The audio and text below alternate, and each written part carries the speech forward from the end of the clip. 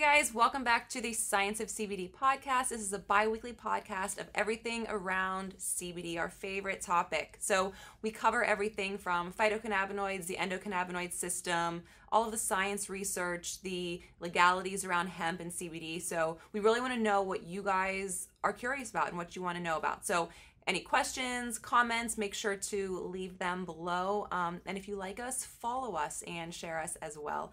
I'm Suzanne Gatt. I'm your host. And once again, I am joined by David Foreman. Welcome, David. Hey, thanks for having me So if you back. guys watched the previous episode, you saw David and I talk about stress. So, Wearing the same clothes. Wearing the same clothes, yes.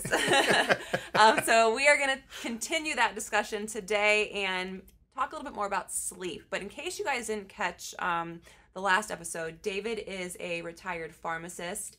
He is a everything health and wellness expert. If I can I call you an expert? I'll call you an expert. I do. I know And I'm pretty humble, and I still call myself an expert. Like people say, "Dude, what do you do?" I'm like, "Well, I'm kind of a natural health expert, Yeah. but I have a traditional medicine background." So Yes, there you go. yes. Call me whatever you want. We're cool. David's an author. He is a college professor, so really excited to have you Thanks for having me again do and another one of these. continue our conversation. So we talked about stress a lot last week and all of the challenges of the day-to-day that people face with stress, right? Mm-hmm.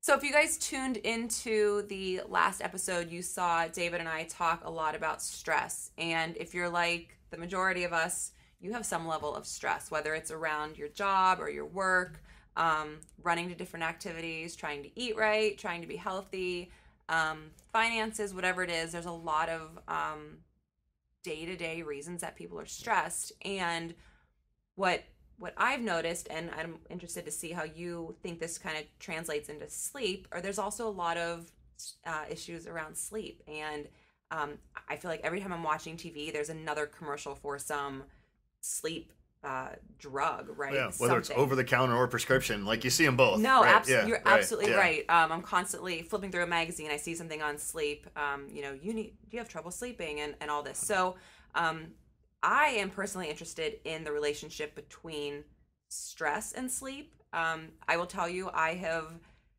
a 1-year-old little boy, and just trying to tackle the day-to-day of everything that I have to do for myself, for my family, for my son, for my job.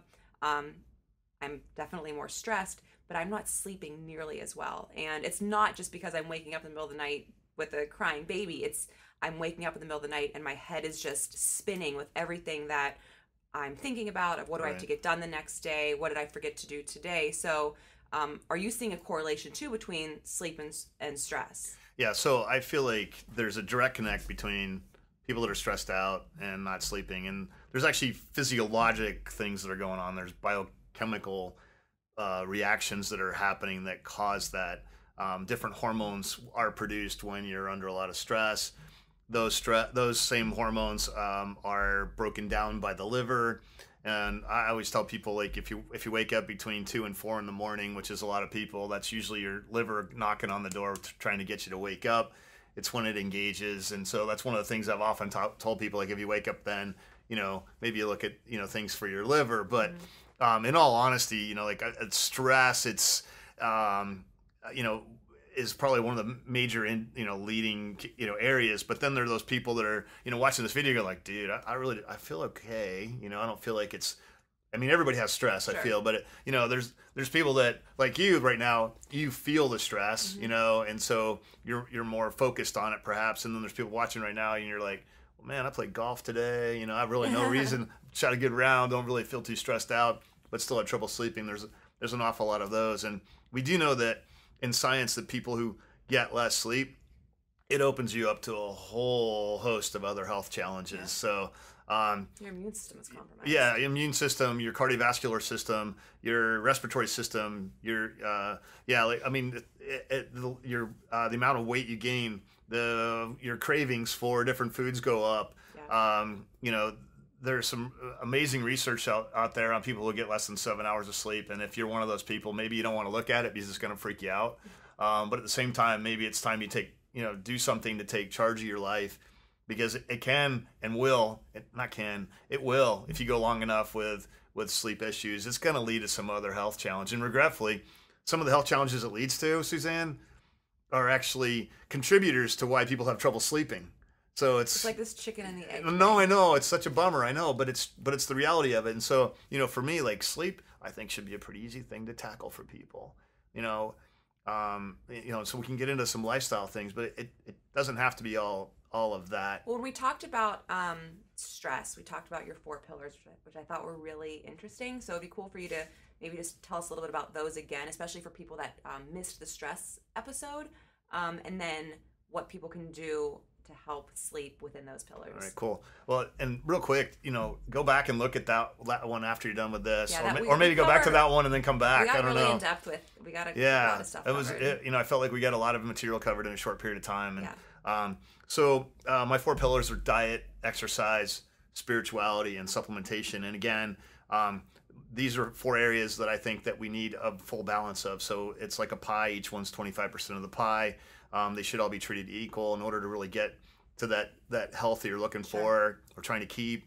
You need a balance of all of those, and they apply to any health challenge. So in the case of sleep, diet, some of these are similar to what we covered in the stress thing of getting rid of caffeine. Actually, what you eat and when you eat it will have an effect. So more protein in the morning, maybe more of the complex carbohydrates in the evening will help you. That's like a Chinese medicine thing, like complex carbs at night will help you sleep better. So that's, diet. Exercise, we know, granted, you're not going to go out. I'm not saying go out and run before you go to sleep or go out for your walk before you go to sleep. But we do know exercise helps take the stress out of the body. I know on the days that I do work out, I always try to get 30 minutes of something in every day. If I go more than 2 days without that, I don't sleep as well at night. And, it's just that effect it has on your body. Spirituality, for me, if I ever have trouble going to sleep, it's what you're talking about. I got a lot of stuff going on in my head.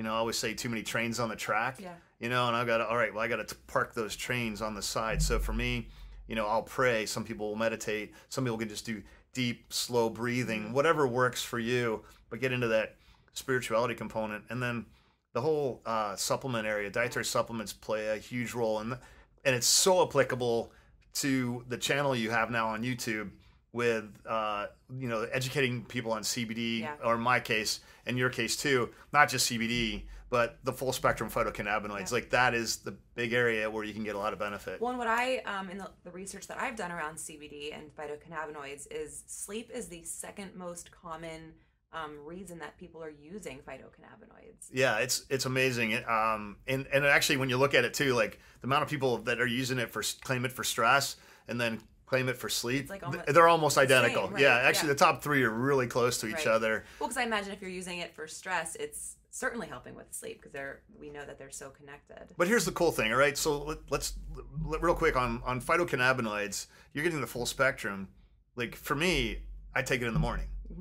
Because I want it to help me with my stress throughout the day. Oh yeah, you know what? It just doesn't stop working at 4:00 in the afternoon, so it's gonna still help me sleep better at night. Well, and when you take it daily or regularly, it has like almost a compounding effect. I don't know if that's the right word, if that's the word that you would use, but it balances your endocannabinoid system.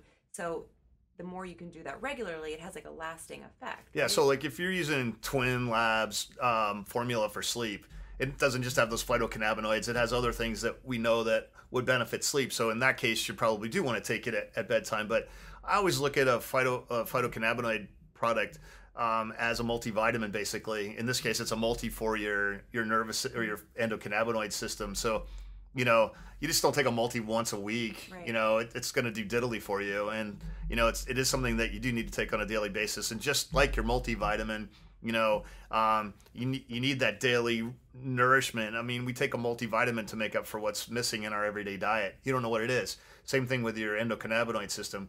What isn't your body producing? They're naturally produced, but what isn't it producing, or what isn't it producing enough of? Because you are under stress, or you can't sleep, or you've got a lot of pain and discomfort. And so that full spectrum thing is really important. Yeah, no, I think you're right. And then you did mention also about the Twinlab sleep product that it does have, and this is what I think is really cool, it does have other nutraceuticals in it that help with sleep. So that product I think makes sense to take at night to help, with all of the other nutraceuticals in it to help fall asleep. Yeah, and here's another thing I really like to differentiate, and this is why I'm feel so honored and blessed to be doing this, for Twinlab, is that a lot of products, when you go to your health food store, and I've been in this business for 20 some years, and you go to the store and you're looking at a sleep formula, and it has a whiff of this ingredient and a whiff of that, and maybe it's an ingredient you've heard a lot about, it's been in the press a lot, but they don't even have the therapeutic dose. The thing that really makes, in my opinion, and I don't normally do things like this for a company that has a finished product, but Twinlab did a really great job of putting the therapeutic dose. It's what the research is based on. So not only is the phytocannabinoid 25 milligrams, which is what the research all is based on, that's cool. But then when you have these targeted specific formulas, you have the therapeutic dose of lactium, in the sleep formula, which I've been aware of for several years.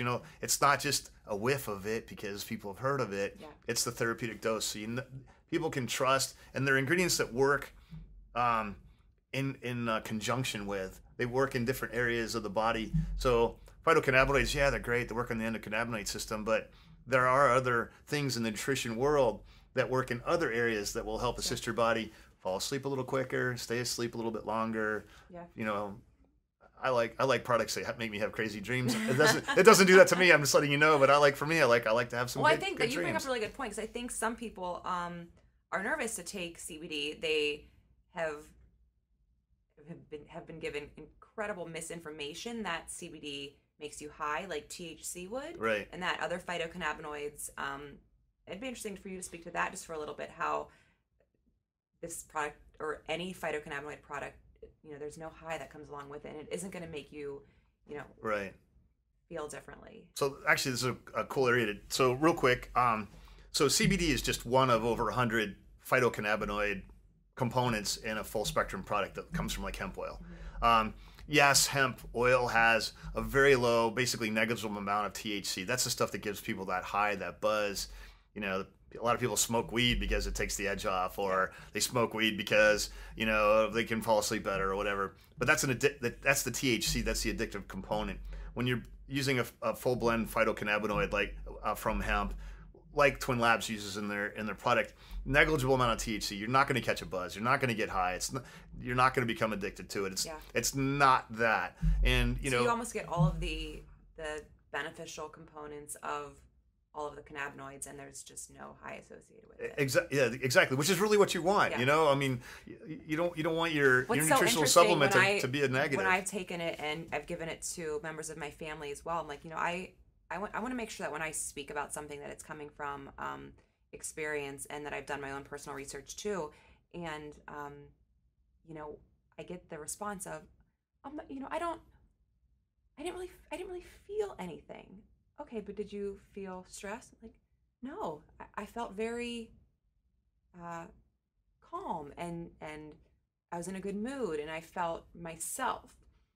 So it's interesting because, we say that you'll notice it and you'll feel something, but there's nothing to actually feel other than you realize you feel good. And you're not drowsy. You're not loosey, muscly, or whatever. Like, one of the things I've learned is that I call it calm focus. Mm-hmm. So like when I use it, or take it, for me it's more like I'm calmer.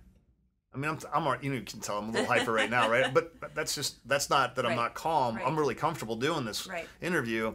But at the same time, though, what I notice is in my ability to focus and concentrate. It's kind of taking all the clouds away that are caused by all that extra noise and that's going on from stress, or the sleep thing. Same thing. It kind of just calms it all down so that I can get a nice restful sleep without having those those wheels start kicking back up in the middle of the night. Definitely. And then let's just cover dosing real quick, because I know this is something that always comes up, and we touched on it a lot in the when we talked about stress. But what kind of dose should people be looking for of phytocannabinoids in a sleep product? So you want to have a product that starts at 25 milligrams. That's the clinical therapeutic dose and that's to 25 start with milligrams per serving. per serving of phytocannabinoid. And when it's confusing as me. I mean, I'm a pharmacist, naturopath, and I still go into a health food store and I'm like, what? Yeah.